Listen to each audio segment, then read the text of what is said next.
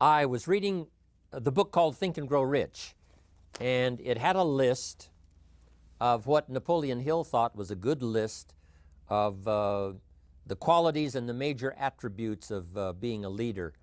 And I thought it was such a good list. I made the list in my own notes, and now the purpose is for me to get my notes into your notes, to get what's in my head into your head, so that it won't stop with you, so that what we share here together today will be passed on, passed on. That's why I do what I do. I do take great pleasure in touching the people that I can see, shake hands with, say hello to, an audience that you can see. But I am also aware of the unseen audience that's being affected by whatever we do. So now I've got a chance to do that. And I think the way for me to be effective with all of you today, and then you pass it on to many people beyond what I can see, is just an exciting opportunity for me. Now let me give you this list. It's a pretty good list. Napoleon said, number one, a leader needs unwavering courage. And I don't know if I totally agree with the unwavering part of this or not, because sometimes our courage does waver a little. You know, bend but not break. Courage mounts up, and then sometimes we have the doubts that creep in, and we reach a little deeper to find that courage that overcomes our doubts and our fears. So I would probably debate a little bit with Napoleon on this unwavering courage, because sometimes courage does waver. But as long as it stays, as long as in the end there it is to serve you, the courage to do what you didn't think you could do, the courage to step into territory that might be a little unfamiliar, the courage to talk to somebody you don't know, the courage to attempt conducting a meeting, the courage to give your first testimonial, the courage to, solve problems you couldn't solve before, that kind of courage. The courage to stand up when it's sort of dark in your corner, the courage to do it when it isn't going your way, seemingly. The courage to try to have a good day in the midst of a bad day, that kind of courage. Wavering a little at times, yes, because we all have doubts that attack us. We all have small fears that creep in. That is the nature of life. But that's what faith is all about. That's what courage is all about, to serve us when our doubts will not serve us well. Faith to overcome fear, and courage to overcome our doubts. But that is a good quality, a good attribute for a leader, and that's unwavering courage. Second, Napoleon said self-control. That, of course, is the very essence of life itself, is self-control. Because we all have this warfare going on. You know, it's going on in the world, the warfare between liberty and tyranny. In our own body, the warfare between health and illness, the struggle is on. The struggle between light and darkness, the struggle between good and evil. I call it opposites in conflict. And as soon as you're born into the world, as soon as you find yourself and discover yourself on this spinning planet headed somewhere, you know that this exists. To be a civilized society, we must drive the dark side of our nature into a small corner and let the positive side flourish. Early, we must learn to exercise self-control. Power is a wonderful thing, but it must be exercised properly. It must be exercised to benefit and not to destruction. So self-control is certainly necessary to be a strong leader, so that you can become the best example. The example of having your temper well managed, to having that dark side of your nature under control. The best example of choosing wise words and not being careless, that kind of control. Control of your appetite, control of your desires, so that they fit into the positive side of life and not the negative side. Self-control, very important. Then he said a leader must have a keen sense of justice. How very true. Justice we become familiar with, even when we're small, when certain things that happened or were done to us that we something told us that wasn't right. Someone did us wrong. We have that sense of right and wrong, and it starts very early. Then we have to have that sense of utilizing what's right and what's wrong so that we develop this sense of justice, this sense of being fair, this sense of being on the positive side, on the right side.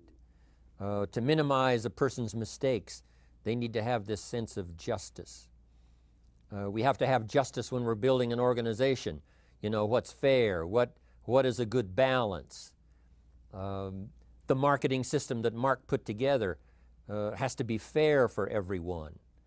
Otherwise, enterprise cannot work. Otherwise, we have what we call, in a political sense, anarchy, where there is no justice, when might is the order of the day, power is the order of the day, not the law, not the rule, not what's right, but power. And we would all dismiss that. It's been a catastrophe in the last 6,000 years, the governments that resorted to power instead of democracy, that resorted to intimidation instead of freedom. And we all know the terrible toll that that takes. But it takes a toll not only politically in a country or politically around the world, but it takes a toll even in enterprise. It takes a toll in school if a teacher is unfair. It takes a toll in working on a team where someone is unfair or where the leadership is not fair in the administration of justice. So this is true, a keen sense of justice and what's fair and what's right. Part of this we have to learn as we go. You know, you don't have it all the first year. You haven't got it all the second year, the third year. After all the years that I've, been around, both as a human being and as a business person, we're still, even at these years, trying to decide what's best, what's fair, what's right, to give balance to our life and to build on a firm foundation for the future. So I agree with Napoleon. Good idea. A sense of justice.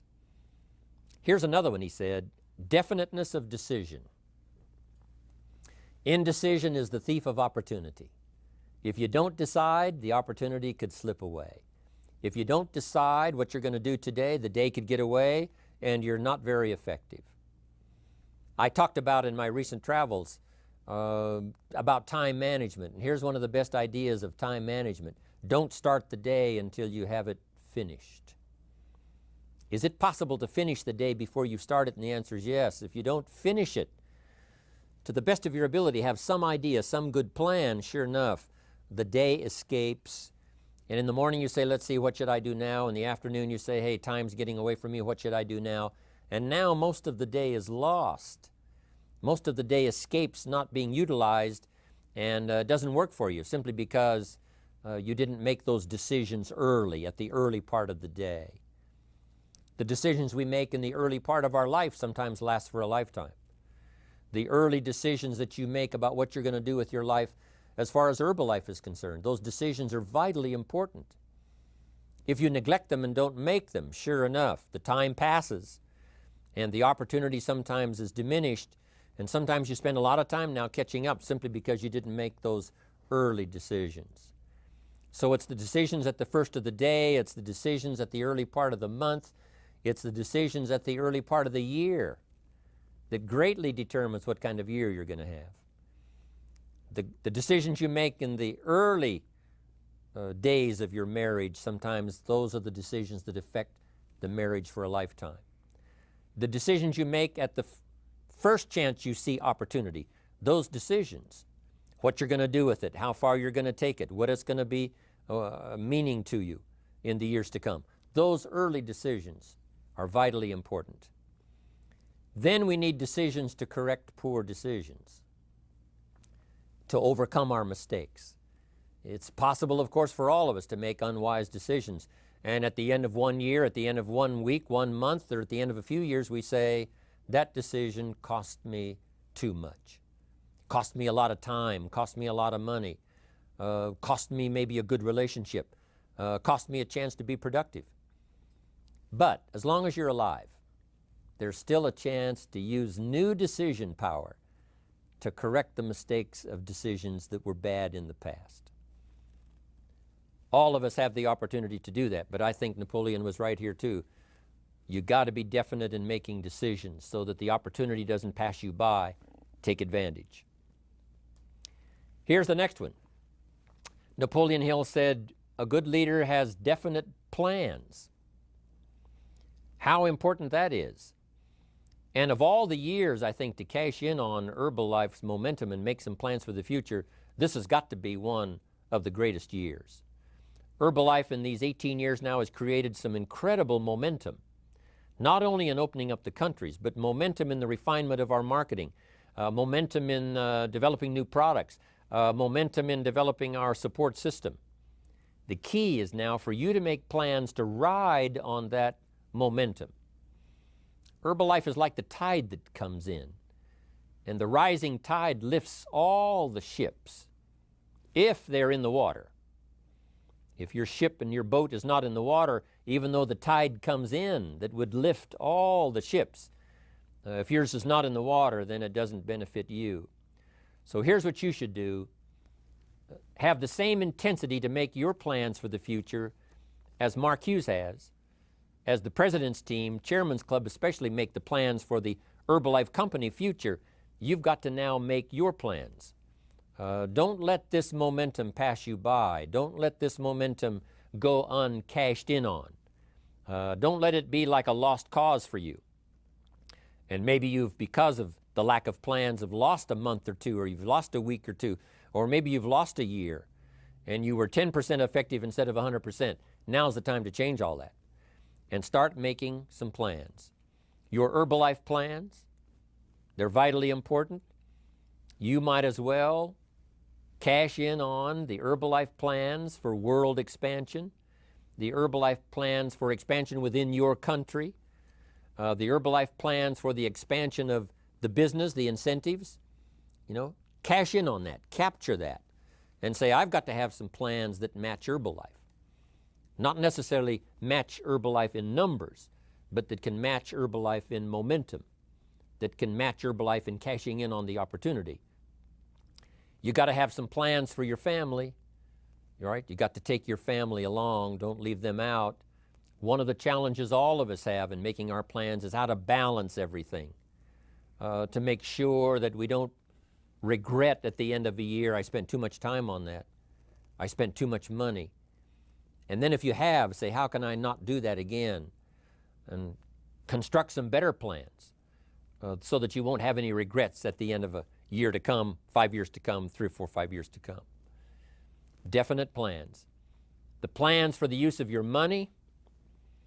One thing I've admired about Mark Hughes since I've met him all those years ago, once he started becoming successful, he had a splendid plan, not only for his personal success in terms of financial security, but in terms of the company. Because Mark has to look after the company and make sure that the company is secure, that the company has plenty of reserves, so that no matter what happens around the world, and when you're doing business in 37 countries, you can imagine what the challenge is to make sure the plans for each country are there, the backup plans, the financial plans, as well as products and opportunity and marketing.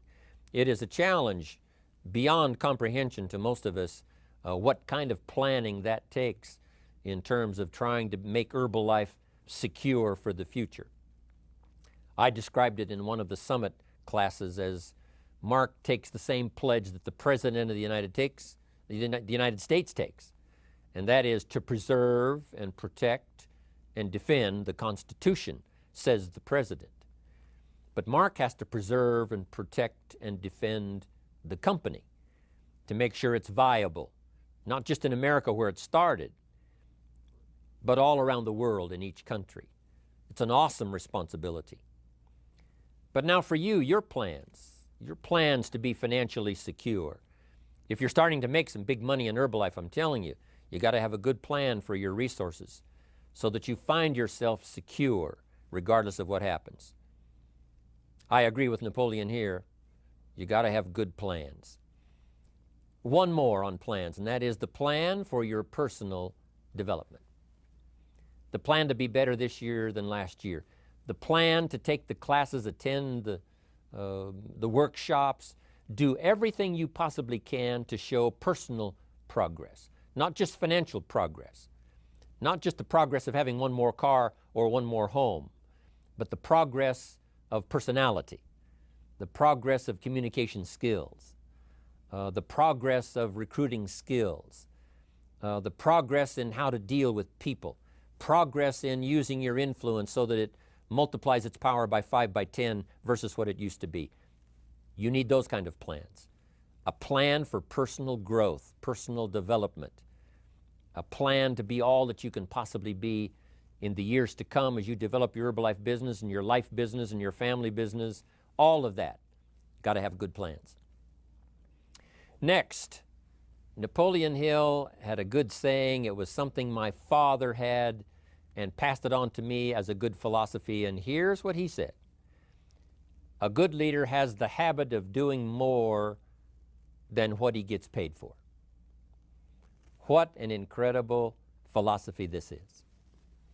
The habit of doing more than you get paid for. It's what we call the service that you put out like seeds in the ground that doesn't bring the harvest immediately, but the harvest is yet to come. It's called like putting out the capital in capitalism. Doing more than you get paid for means that you're getting ready for the next move up. Because if you do more than you get paid for, you've made an investment. The average person might think if I do more than the company requires, then they're ripping me off. I'm not getting paid for that extra time, that extra attention. But you must not view it that way. You must say, I'm getting there a little earlier, staying a little later, as an investment in my own personal future. Because I want that kind of reputation. I want that kind of philosophy to work in my life. Do more than you get paid for. And this philosophy works incredibly well in Herbalife. You make the Herbalife sale of the Herbalife products. Now you must do more than you've gotten paid for. Right? They've got the product, you've got the money. But you can't stop your investment there.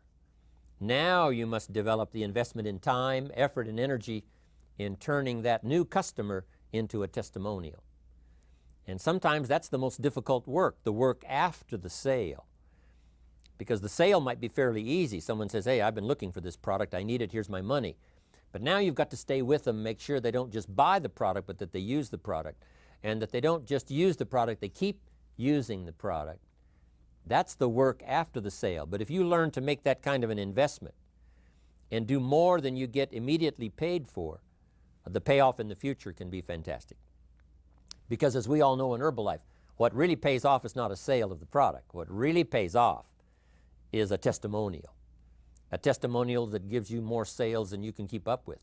A testimonial that takes you places you could never go by yourself, introduces you to people you'd never see on your own. That kind of investment is so powerful. So you do more than you get paid for up front. It's happened for me, making the investment. When I first started lecturing 36 years ago, I talked to high school classes, college classes, service clubs, and I gave it all away. I went and talked for free. Someone said, Mr. Owen, would you come and do this breakfast talk? I said, sure. Could you do this luncheon talk for this service club? I said, of course. And all of that in the beginning was for free. Primarily because I'd made my fortune, I didn't need the money, but I did it for free, but look what it's made for me by giving that kind of service in those early days. And finally it led to business and led to an enterprise, and I was giving the seminar all those years ago here in Los Angeles, and Mark Hughes was in my audience. So what you don't get paid for, don't worry about that. Just render the service with the vision of the future that it'll come back multiplied if you have this kind of habit, this kind of philosophy. Next, Napoleon Hill talks about personality. You need a pleasing personality. There's many parts to your personality. One is your working personality. The kind of behavior, the kind of attitude that you need, especially in the public. Some things you can kind of get by with, being a little careless, maybe in private, but in public, where it counts so much in your paycheck, it counts so much in building your business for the future, your own personality. But here's what you also must remember. You develop your personality in private so that it serves you well in the public. Sometimes we get the mistaken idea, I can be careless with just these few and be more careful when I have 1,000. But see, that doesn't work that way.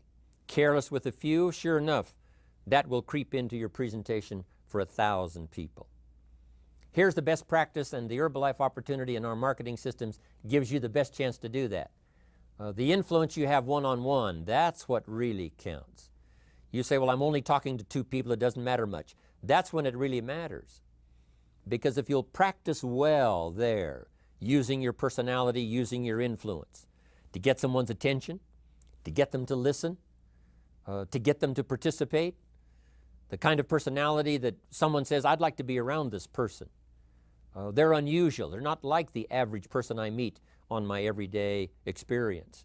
That kind of personality. But you've got to practice it behind the scenes. You've got to practice it one-on-one.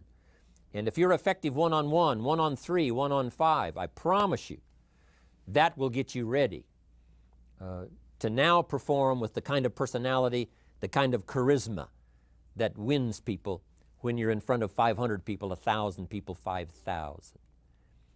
So this is a good point, working on your personality. Here's the best gift you can give someone, and that's the gift of attention. Attention is so powerful. When I was a young man, I met Nelson Rockefeller, one of the richest men in America at that time. He's gone now, but he was a unique individual, ran for vice president of the United States. And I had a chance to be where he was holding a press conference.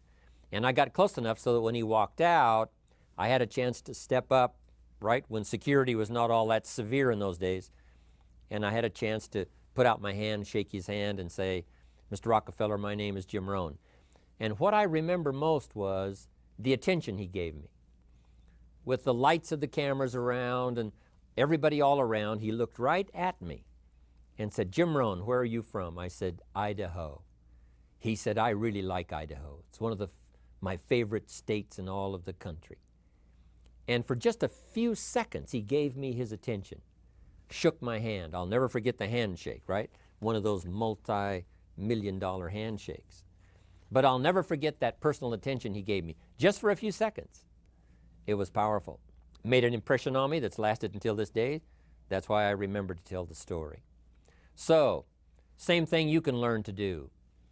Utilize your personality, utilize your influence, give people the gift of attention. Here's the rest of my list now as we finish up. Next, Napoleon Hill said a leader needs sympathy and understanding. We have to develop that early in our lives. All of our lives, we have to look at those that are less fortunate than we are. Those who need a helping hand, and especially now we learn to look at those who need an opportunity, those who need a change in their health, those who need a change in their life and in their lifestyle. It's this kind of sympathy and understanding that drove Mark Hughes to construct the company.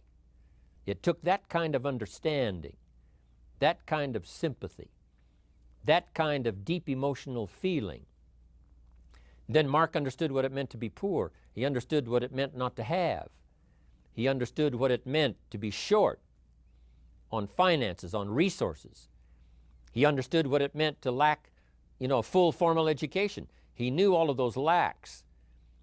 And instead of crying about it, he said, what I will do is change it for myself, and then I'll help other people that have the same challenge. Lack of education, lack of the money, lack of the resources, lack of good health, faced with all kinds of difficulties they can't solve. I'll get mine solved, and then I'll be strong enough and have the skills to where I can help other people.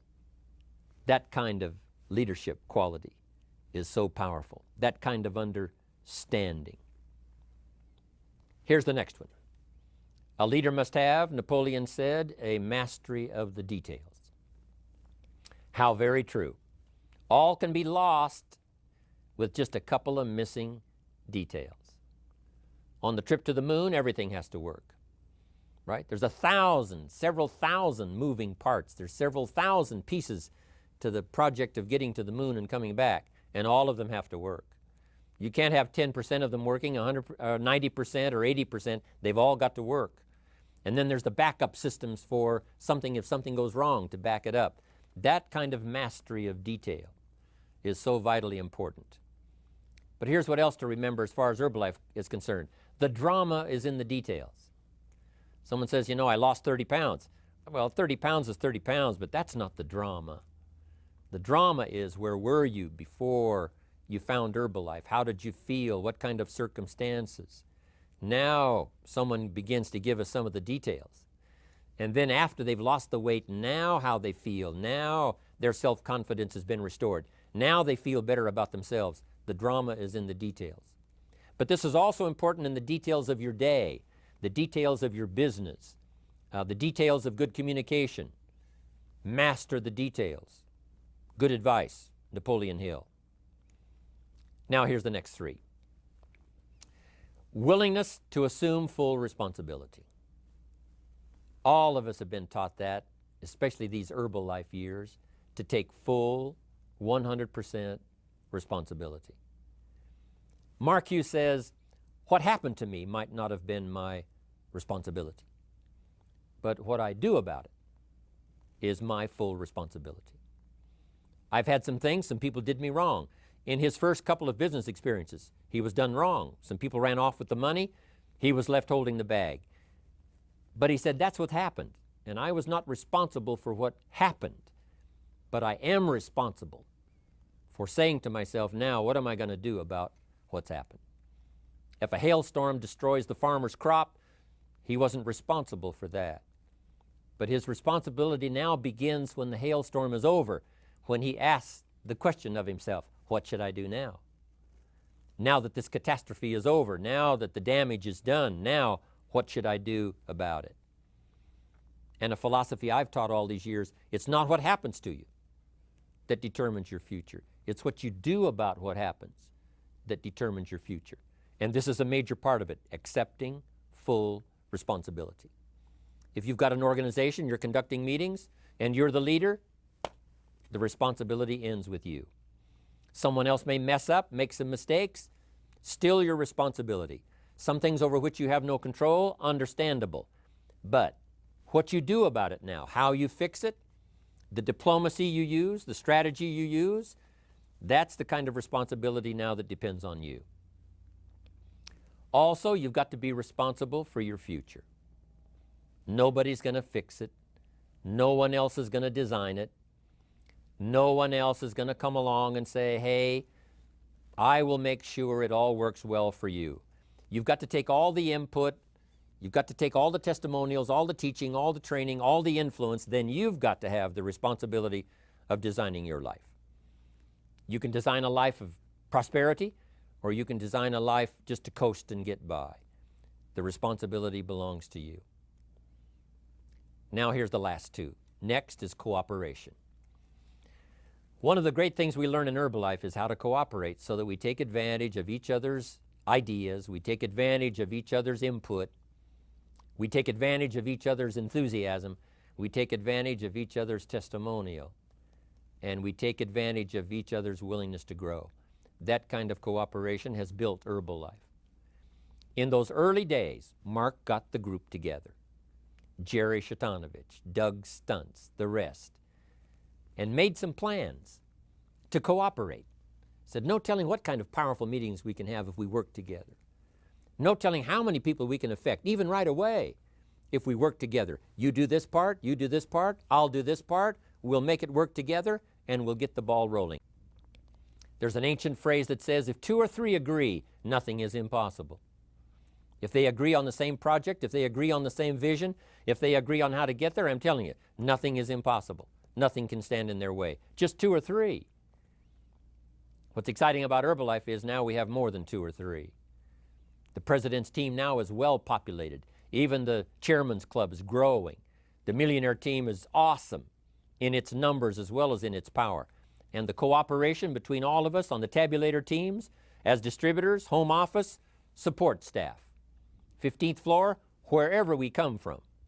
If we cooperate, there's nothing we can't do There isn't anyone we can't touch. There is no country we can't finally get to with this incredible story. Cooperation. That's why I'm here, wanting to do my part, HBN, send out some ideas, give you some notes to take, something to think about and ponder, something to talk about with the people that you associate with and are building your business. That kind of cooperation is going to make this a powerful year. It'll get us to the 2 billion, 3 billion, 5 billion. But it'll get us to much more than just those numbers. It'll get us to a place of honor, respect, prestige, influence, feeling good about ourselves for the hard work that we're doing, cooperating with each other. I want to cooperate with you, helping build your business. All of us cooperate with the support system of Herbalife. We're on our way. We will have the billions. We'll have the stories. We'll have the experiences. Now here's the last one. Napoleon Hill said, a major attribute of leadership is vision. Vision is in many parts. One, a vision for your own course to follow. A vision for you, for yourself. A vision for your financial future. A vision for your health. A vision for your wealth. A vision for you to latch onto and make something out of. A vision for your family. Because vision must now lift others as well as ourselves. Guess what our family is counting on? That we'll be able to see things that at first they cannot see. That we'll be able to look further into the future than perhaps they will be able to look. The same is true with your organization, the people that are around you. They're counting on your vision. Perhaps you've been there a little longer than they have. Maybe you've been there a lot longer than they have. And they will look to you to help them see things that they can't see in the beginning. And if you will do that, develop that attribute of leadership, I'm telling you, you'll have such a dramatic effect on your organization, it will be unbelievable. A vision for yourself, a vision for your family, a vision for your organization, a vision for the people that you're close to. The old prophet said, without vision, we die. We perish. Unless we can see into the future, life loses its meaning. Unless we can look further than just where we are at the moment, then we have no reason for faith, no reason for activity. But if we'll develop this skill, beyond any other skill, I'm telling you, it will help us touch people because they'll want to be around us because we have this look into the future. Not only the short-range vision of what we're going to do this week, this month, this year, but the long-range vision like Mark has, taking us to the 5 billion. You can have a vision that will take your organization into the future and bless everybody with success.